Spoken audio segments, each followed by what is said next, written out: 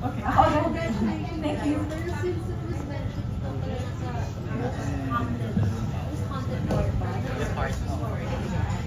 So, what was it like? I mean, no spoilers, pero like parang, would you say na baka nga ito yung pinaka-haunted na part? Or like, meron ka bang experience na, ay shit, totoo palang haunted ito? May experience, not just me, but the whole cast. May experience naman kaming lahat. But I haven't seen the whole movie, so I don't know if they're gonna include it. Pero based sa experience ko talaga na mag-isa akong pumunta sa isang floor. Kasi if makikita mo yung pinaka-hospital, lahat ng mga gamit nandun pa eh. So it's really big. Kumbaga, ang ginawa kasi sa amin ni Ken, pinag-divide kami each floor. So, ewan ko kung anong trip niya, bakit doon niya ako nilagay. So, ewan ko talaga. But based sa akin, it's memorable. Like, iba yung experience. Kasi nga, maybe kabisado ko na yung spiritual beings dito sa Philippines compared doon sa Taiwan. So I'm just kind of scared kasi hindi ko alam kung anong pwedeng gawin sa akin. So, nung tinanggap ko to, syempre I talked to my family, I talked to my mom. It's very dangerous naman talaga and risky for everyone and sa akin. And sabi ko na lang, if kung may nangyari, hindi may nangyari. Di ba? Basta mahal ko yung mga fans ko, mahal ko mga tao. Pero kung ayun, if I'm safe, I'm still here. I'm thankful with Ken kasi hindi naman niya kami pinabayaan. So, wow! Tapos kwento ko lang po, may isang pinaka-haunted area din doon, yung CR talaga. CR? Yeah, kasi walang flash. Joke lang. Medyo safe naman doon, safe. May point bang, like, since mag-isa ka, may point bang sanay naman akong mag-isa ka rin. Wow! Ano po yun? May point bang parang gusto mong umatras? Meron talaga. Sir Don, kung pwede na talaga i-release yung buong uncut, meron talaga doon makikita nyo na ayoko na talaga. Pero dahil mahal ko itong mga kaibigan ko, ayoko ma-sacrifice lahat ng ginawa nila. Yes. Pinush ko na lang talaga yung sarili ko para tapusin. Pero nung time na yun, tumatawag nung kay mama, sabi ko, Mama, ayoko na talaga, ganyan. And mag-isa lang ako sa floor eh. So, sanay naman ako mag-isa sa buhay ko. Pero nung time na yun, mas sinampal sa akin ni Ken talaga na mag-isa lang talaga. Last question na lang. For Ken naman, since yes, you're co-producing this, what does it feel like 2 films in 1 year as your first year as a producer? Tama ba this year lang yung Iron Man cover, diba? Yes, and very this good year. films. Yeah. It feels good. I mean, it feels good to be doing, working on projects that really excite me and inspire me. You know, you reach a point that you really want to be, instead of a smart actor, but you just want to do it for fun and for the love of the craft. So, nasa point ako ng I just want to enjoy and have fun. Kaya I did this comedy film, I'm doing this horror film. I'm just enjoying. Because I haven't enjoyed as much, you know, doing projects in a long time. So especially coming from pandemic, diba? Yeah.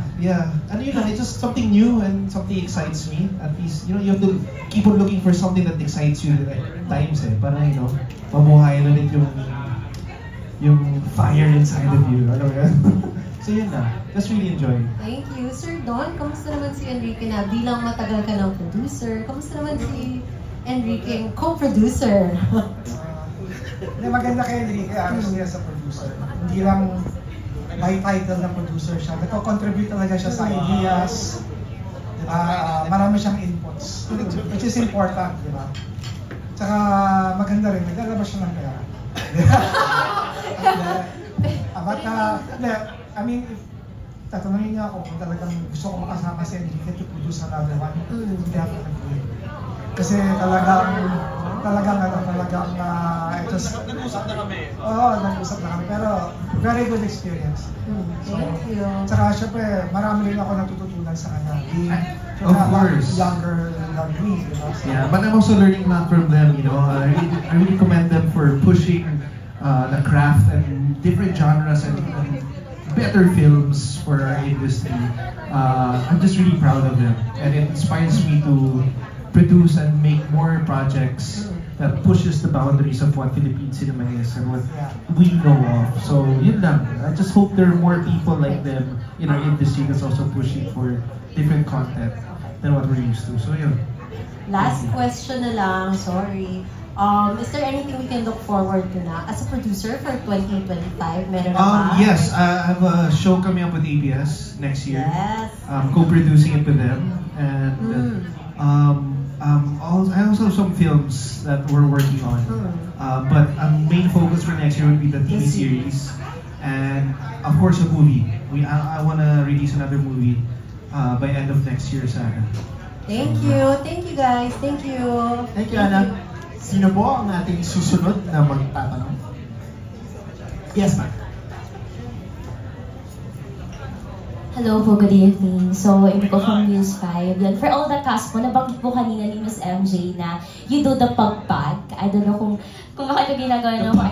Yes, pagpag. No? So, for all the cast, is there an instance na pag-uwi nyo po from Taiwan, here in the Philippines, meron ba kayong something na naramdaman na strange, na baka mamaya may nadala kayo papunta dito sa Pilipinas, di ba? Meron po bang pagkakataon na gano'n? Ibigay lahat yung mic kay Alexa. Speaking of pag-queen, Alexa. Si Alexa talaga. Ikaw, ikwento mo muna Actually, yung... ang galing talaga ni Alexa doon. Sasabihin ko talaga, ang galing ni Alexa doon. Para po sa mga hindi nakapanood, we actually posted the tunnel. No, we had an experience on during our first day of shoot. lang. O di ako lang. Sige, ako na lang. Ako na lang mag-isa. What? Yun. So, it was because of yung when Jane was reminding us all kanina to be respectful with foreign entities because we're foreign ourselves, yun yung hindi ko ginawa.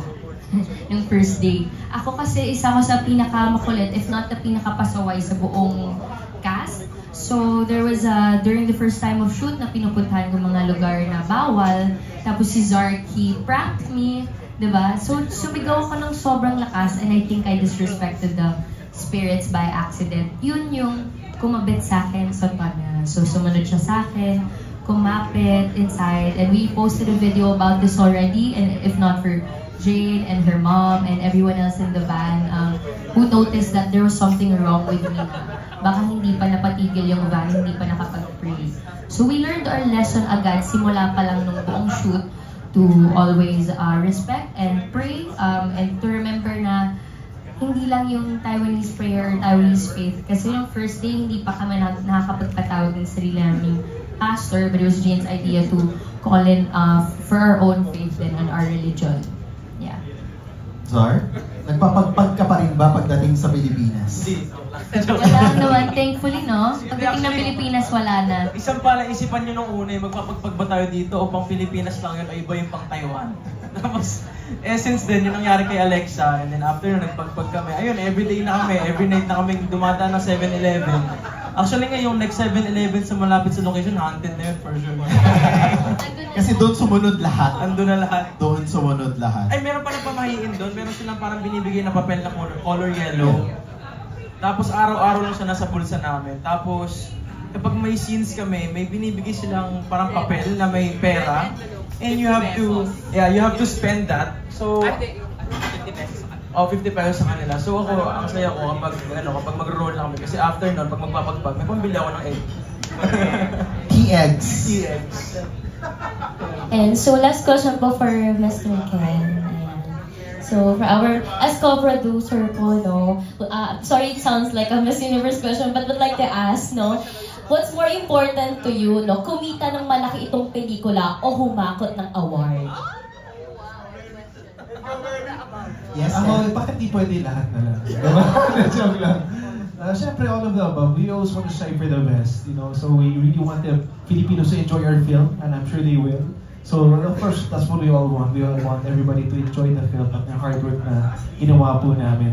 But not only our movies, sana po lahat ng pelikula din, kasi ay mapanood din po ng lahat. Suporta na po natin yung pelikulang Pilipino. And yeah, kung may award man dyan, for sure, may mananalo dito. Mga kasama ko dito, magagaling po sila lahat. And thank you. Thank you. Thank you so much. Thank you. Sino pong next?